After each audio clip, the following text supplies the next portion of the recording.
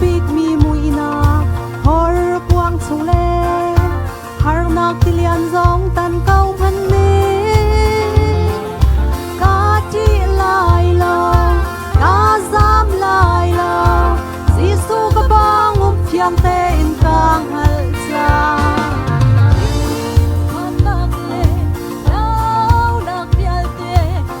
Sumaya tunan tiam din hala Lung tay nangam na tuin kan hatla Tay tu sinadun syom in kan lengla Boy batu kata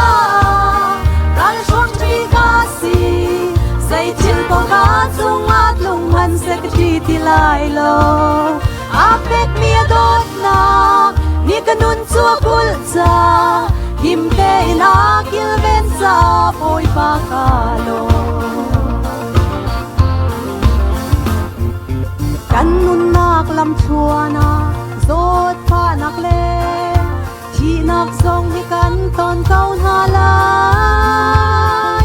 Siyalok chalaw Kanton shimlay Bolay ni tuapi ni harnak ansi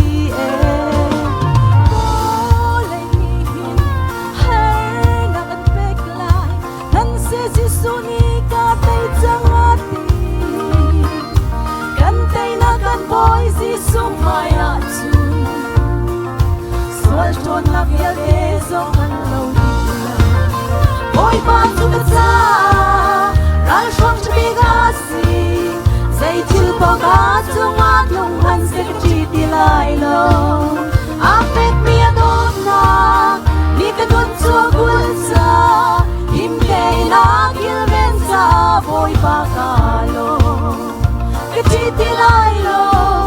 Nang ninagong pizza Na tiyang chule kalbaw ni kan hangamte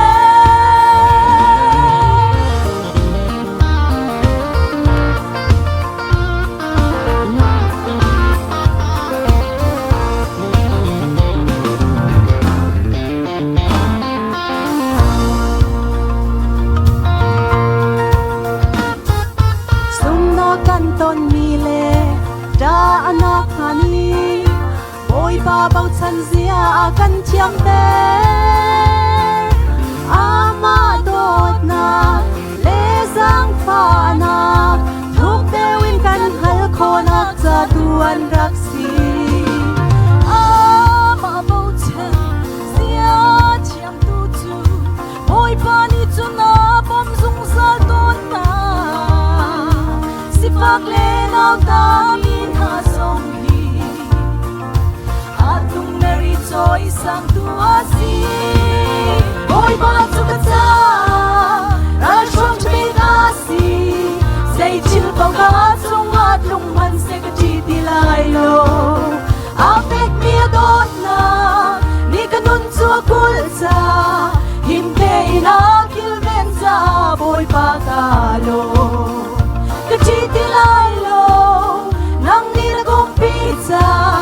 Na tiyang chule kan baw ni kan hangamter Boy batu kata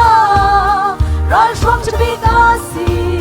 Say til po katung at lunghan sa katitilay lo Apek miya dot na Ni kanun tua gulta Himte inakil bensa boy pakalo Katitilay lo Nang ninagong pizza Na tiyang chuletan baw ni kan hangamte Katitilay lo Nang ninagong pizza Na tiyang chuletan baw ni kan hangamte